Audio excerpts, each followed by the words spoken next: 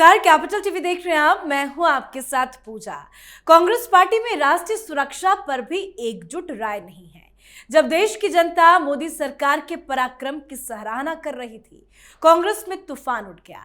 एक और शशि थरूर ने ऑपरेशन सिंदूर की तारीफ की, तो दूसरी ओर पार्टी के अंदरूनी खेमों ने उन्हें घेरना शुरू कर दिया। थरूर की देशभक्ति पार्टी लाइन के खिलाफ घोषित कर दी गई। कांग्रेस वर्किंग कमेटी की बैठक में थरूर को लक्ष्मण रेखा पार करने वाला करार दिया गया। अब जरा सोचिए, पाकिस्तान को सबक सिखाने की बात अगर कांग्रेस को नागवार गुजर रही है, तो ये पार्टी आज किस एजेंडे पर चल रही है। इस बीच पी चिदम्बरम ने भी मोर्चा खोल दिया। उन्होंने साफ कहा, इंडिया गठबंधन अब एकजुट नहीं है, ये बिखर चुका है। चिदम्बरम का ये बयान कांग्रेस के अंदरूनी टूट को ही नहीं, पूरे तथा कथित विपक्षी एकता की भी पोल खोल रही है। वास्तव में इंडिया गठबंधन अब एक कॉमेडी शो बन चुका है। सिर्फ मोदी विरोध के नाम पर खड़े हुए, लेकिन एक मंच पर दो कदम भी नहीं चल पा रहे। साथ ही राहुल गांधी जो बिहार के दौरे पर जाकर बुरे फंस गए। राहुल गांधी के खिलाफ बिहार में दो एफआईआर दर्ज की गई है। राहुल गांधी बिहार के दौरे पर थे और यहां वो दरभंगा के अंबेडकर हॉस्टल में पहुंचे थे। पुलिस ने एफआईआर दर्ज करने के पीछे वजह बताई है कि राहुल गांधी ने बिना परमिशन के अंबेडकर हॉस्टल में बैठक की और ऐसा करके उन्होंने कानून का उल्लंघन किया है। तो आज इन्हीं तमाम मुद्दों पर चर्चा करेंगे। मेरे साथ स्टूडियो में मौजूद हैं कैपिटल टीवी के एग्जीक्यूटिव एडिटर राजीव जी। सर, आपका बहुत बहुत स्वागत है। धन्यवाद। सर, सबसे पहले आपसे समझना चाहेंगे कि कांग्रेस पार्टी के अंदर क्या चल रहा है। थरूर का अलग बयान, अब तो पी चिदम्बरम कांग्रेस की अंदरूनी लड़ाई को तो बता ही रहे हैं, इंडिया गठबंधन की भी पोल खोल रहे हैं। देखिए, इंडी अलायंस तो अब रहा नहीं। इंडी अलायंस के सारे पार्टनर एक दूसरे के खिलाफ है और कुछ सबसे भरोसेमंद पार्टनर हैं वो एनडीए में आने की कोशिश में हैं। जैसे शरद पवार की बात देखिए, शरद पवार और अजीत पवार, ये दोनों की पार्टियों का मर्जर प्लान फाइनल हो चुका है, लगभग फाइनल है। अजीत पवार ने भी 2 दिन पहले कहा, अपने विधायकों के साथ मीटिंग की और कहा कि बस लगभग हो चुका है। अब शरद पवार ही फाइनल कॉल करेंगे कि हमको किस आधार पर ये दोनों पार्टियों को एकजुट होना है। एकजुट होना है मतलब एनडीए का हिस्सा बनना है। संसद में भी पीएम मोदी के लिए 8 सांसदों की व्यवस्था हो गई एक्स्ट्रा, और सुप्रिया सुले हैं जो केंद्रीय मंत्री बनेंगी। ये लगभग मर्जर प्लान पर मुहर लग चुकी है। 3 बैठकें हो चुकी है इसके लिए। एक पार्टी तो इस तरफ आ गई। दूसरी तरफ अलग अलग पार्टियों की बात देखें तो समाजवादी पार्टी आजकल कांग्रेस से अलग है। बिहार चुनाव के बीच जिस तरीके से महागठबंधन में टकराव की स्थिति देखने को मिल रही है, लगता नहीं है कि राजद इस बार कांग्रेस को अपने साथ लेकर आगे बढ़ेगी, क्योंकि कांग्रेस पार्टी के नेता कह रहा है कि 243 सीटों पर उम्मीदवार उतारेंगे, तैयारी हम कर रहे हैं। तो ऐसे में राजद क्या करेगी? राजद भी इसके साथ खड़ी नजर नहीं आएगी। तो जहां भी चुनाव होने वाला है वहां महागठबंधन यानी कि इनके इंडी अलायंस जो अलग अलग राज्यों में अलग अलग गठबंधन बनाए थे वो सब बिखरा हुआ है और ओवरऑल कुछ पार्टियां अब धीरे धीरे इंडी अलायंस से निकलकर एनडीए की तरफ आ रही है और इसलिए इंडी अलायंस का तो भविष्य नहीं है, ये पी चिदम्बरम ने बताया। और उसी तरीके से कांग्रेस का भी भविष्य नहीं है, ये भी पी चिदम्बरम ने ही कहा और सीधे तौर पर उतर कर आए कि भारतीय जनता पार्टी अभी सबसे मजबूत पार्टी है जिसकी कल्पना हमने नहीं की थी। उनका मानना है कि हमने तो कल्पना भी नहीं की थी कि कोई ऐसी मशीनरी तैयार कर सकता है पॉलिटिक्स में जिसमें संगठन और सरकार दोनों के बीच कोऑर्डिनेशन और उसके कमांड 2-4 जो लोग के पास है वो इस पूरी व्यवस्था को ऐसे मजबूत बना दिए कि आगे 2-4 चुनावों के लिए किसी दूसरे पार्टी के लिए कोई मौका ही नहीं, विकल्प ही नहीं है। तो ये पी चिदम्बरम का बयान है। पी चिदम्बरम जिस भाषा का इस्तेमाल कर रहे हैं वो तो कांग्रेसी की भाषा नहीं है, वो तो भारतीय जनता पार्टी के समर्थक की भाषा है। जो शशि थरूर जिस लहजे से पीएम मोदी उनकी नीतियों की सराहना कर रहे हैं और देशभक्ति की बात कर रहे हैं, वो कांग्रेस के एजेंडे में तो नहीं है, उनका लहजा भी नहीं है। तो ये केरल में शशि थरूर जिनके पास एक बड़ा आधार है, वो इंतजार कर रहे हैं कि तुम्हारी हिम्मत है तो हमारे सामने आ जाओ, हमको पार्टी से निकाल कर देखो। ऐसा नहीं है कि शशि थरूर अकेले पार्टी छोड़ नहीं सकते, कभी भी छोड़ सकते हैं, लेकिन फिर भी वो इंतजार कर रहे हैं कि हम कांग्रेस के अंदर रहते हुए कांग्रेस की कब्र खोदेंगे, क्योंकि एक डिसेंट नोट भी होता है।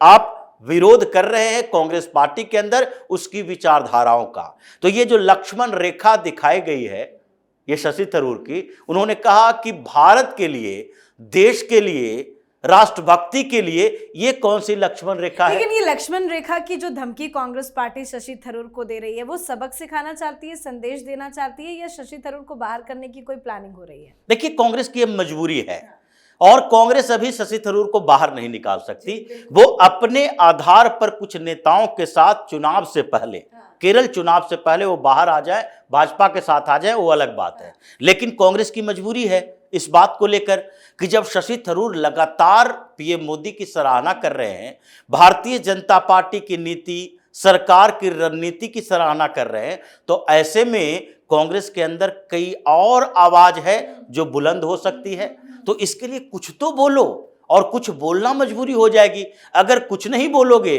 तो दूसरे लोग कहेंगे कि आला कमान बिल्कुल कमजोर हो चुका है, अब उसके हाथ में कुछ नहीं है। इसलिए सीडब्ल्यूसी की बैठक में ये आवाज उठा रहे हैं, बता रहे हैं कि देखो लक्ष्मण रेखा पार नहीं करना चाहिए, तो पार कर लिया है तो क्या करोगे? लेकिन ये किन किन नेताओं को ये सलाह देंगे कि लक्ष्मण रेखा पार ना करें? क्योंकि ये लिस्ट तो काफी लंबी है। शशि थरूर का जिक्र हम हमेशा करते हैं, पी चिदम्बरम भी अब खुल के बोल रहे हैं, मनीष तिवारी, और ऐसे कई तमाम बड़े बड़े लीडर्स है, राहुल गांधी या आला कमान, चाहे खड़गे, कोई भी हो। क्या इन बड़े नेताओं को कुछ हड़का सकते हैं, डांट डपट कर सकते हैं? देखिए, इनकी औकात से बाहर की चीजें हैं।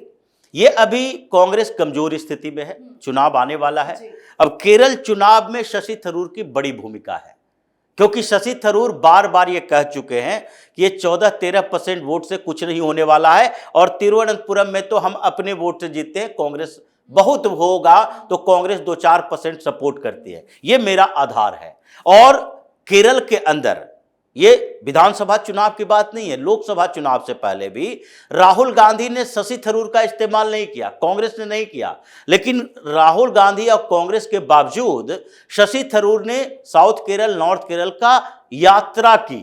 ये इनकी यात्रा नहीं थी कांग्रेस की, वो शशि थरूर की यात्रा थी। कई ऑर्गेनाइजेशन से के प्रमुख से मिले, नायर सर्विस सोसाइटी का समर्थन इन्हें मिला, एजवा सोसाइटी का समर्थन मिला, हिंदुत्व पर इन्होंने कई ऐसे नई बातें कही जो कि केरल के लिए एक तरह से जो यहां साउथ नॉर्थ का डिवाइड चलता है उसको पाटने वाली थी, जो भारतीय जनता पार्टी या संघ बार बार कहती है। उन्होंने अपनी किताब में भी हिंदुत्व का जिक्र किया, और उन्होंने इस्लाम के ऊपर भी कटाक्ष किया कि देखो कौन कौन से धर्म, कैसी कैसी व्यवस्थाएं होती है। जो इस्लाम है वो कभी भी इंक्लूसिव नहीं हो सकता, ये उन्होंने कहा कि समावेशी नहीं हो सकता, वो अकेले चलने वाला है। इसलिए केरल के अंदर भी ये ना चलो कि ये मुसलमान जो वोट दे रहे हैं वो किसी के साथ खड़े रहेंगे, उनका अपना एजेंडा होता है, और अगर उनके एजेंडे से इधर उधर गए तो कांग्रेस से का भी साथ छोड़ देंगे, मुस्लिम लीग के साथ ही रहेगा या फिर कम्युनिस्ट पार्टियों के साथ चला जाएगा। तो जो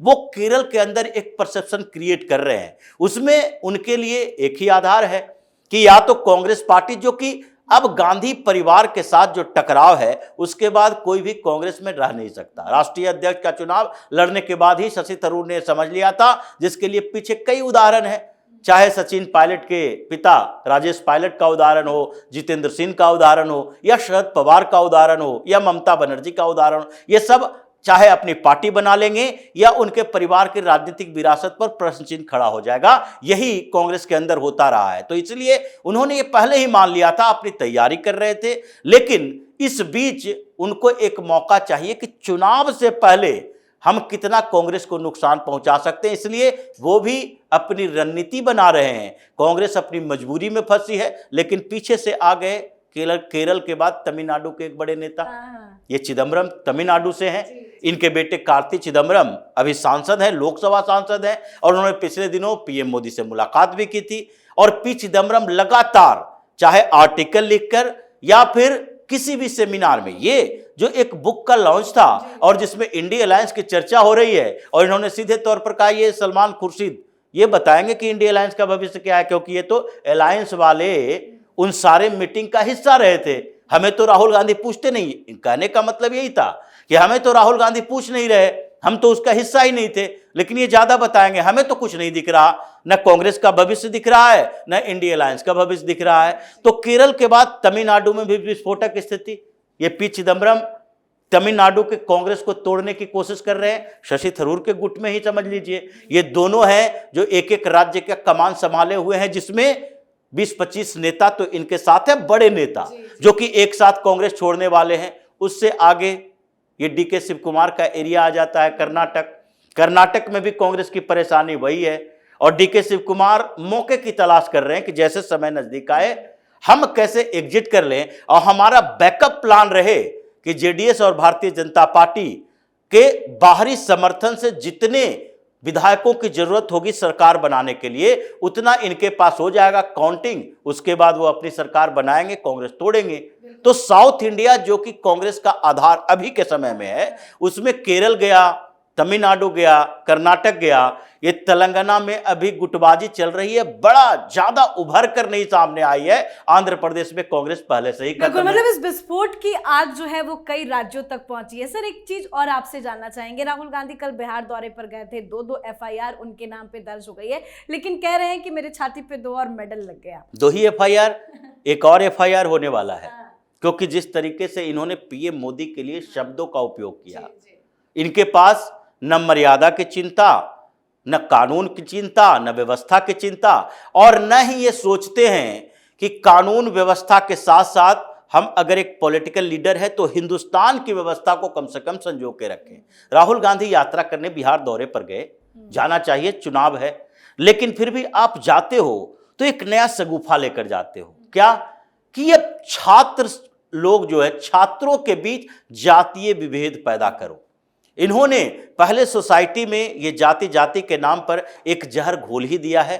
उसके बाद अब सारे ऑर्गेनाइजेशन, अगर स्टूडेंट है किसी कॉलेज में, किसी यूनिवर्सिटी में, या फिर कहीं पढ़ाई कर रहा है, उन सब के बीच एक एकता होती है। जो रिजर्वेशन की थ्योरी चली और 90 के डिकेड में जब वीपी सिंह ने मंडल कमीशन की रिपोर्ट लागू की, उस समय के आधार पर जो वैमनस्य पैदा हुआ था, छात्र है जो आत्मदाह कर रहे थे, ओबीसी और जनरल छात्रों के बीच झगड़े हो रहे थे, उन सिचुएशन से बाहर निकलने की कोशिश चल रही थी, और इन्होंने एक और ग्रुप तैयार कर दिया कि अब नहीं, छात्रों के बीच भी जातीय आधार पर एक दूसरे की जाति पूछो कि तुम किस जाति के हो तो इस हॉस्टल में रहोगे, तुम दलित हो तो अंबेडकर हॉस्टल में रहोगे, तुम सवर्ण हो तो उस हॉस्टल में सावरकर हॉस्टल में रहोगे। ये अवधारणा राहुल गांधी ने शुरू कर दी है बिहार के अंदर। लेकिन खैर, ये तो झांसे में लोग आने वाले नहीं है, ये जितना भी कोशिश कर ले, लेकिन इन्होंने कानून की धज्जियां उड़ाई। यूनिवर्सिटी के परिसर में अगर पुलिस को भी जाना होता है तो यूनिवर्सिटी के एडमिनिस्ट्रेशन से उसको परमिशन लेने की जरूरत होती है। अगर हॉस्टल में पुलिस के रेड हो तभी भी बीसी के प्रिंसिपल के परमिशन की जरूरत होती है। यही विवाद तो उठा था, देखिए ये जामिया में, ये अलीगढ़ में, ये विवाद हमेशा उठता है कि जामिया में भी इन लोगों ने बाहर में पुलिस पर पथराव करके कैंपस के अंदर घुस गए, ट्रेस करते हुए, चेज करते हुए पुलिस अंदर घुसी, उस पर भी इन लोगों ने विवाद खड़ा कर दिया। तो इस पर तो केस होगा, एफआईआर दर्ज होगा। उसके बाद जब एफआईआर दर्ज हुआ तो ये मेडल लेकर चल रहे हैं, और प्रधानमंत्री के लिए कौन से शब्द का उपयोग किए, उससे उसके ऊपर दबाव डाला गया। नरेंद्र मोदी से मैंने कहा, ये छात्रों के लिए जो तुम्हारा वोटर है उसके लिए आप शब्द का उपयोग कर रहे हो, और प्रधानमंत्री के लिए तुम शब्द का उपयोग कर रहे हो, उस शब्द का उपयोग कर रहे हो, उनके शब्द का उपयोग नहीं कर रहे, तो ये तो बिहार में मान्य नहीं होगा। और ये क्लिप पूरे बिहार में चलाए जा रहे हैं, क्योंकि बिहार में सम्मानजनक भाषा का उपयोग करने की परंपरा रही है।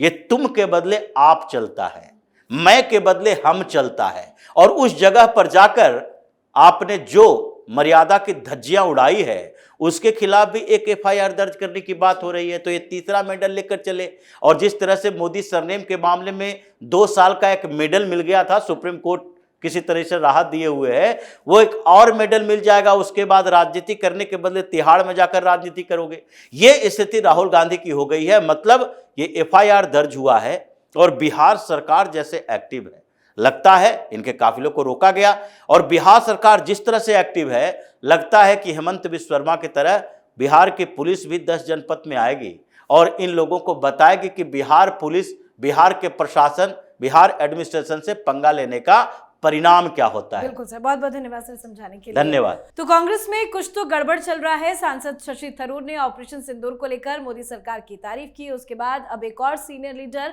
और पूर्व केंद्रीय मंत्री पी चिदम्बरम ने सीज फायर पर सरकार का बचाव किया। साथ ही इंडिया गठबंधन की एकता पर भी गंभीर सवाल उठाए। इससे सियासी पारा अब जबरदस्त हाई हो गया है। कांग्रेस खुद सवालों के घेरे में आ गई है और राहुल गांधी एक बार फिर से बिहार जाकर बुरे फंस गए हैं। तो आप अपनी राय कमेंट करके लिखिएगा। देखते रहिए कैपिटल टीवी। नमस्कार।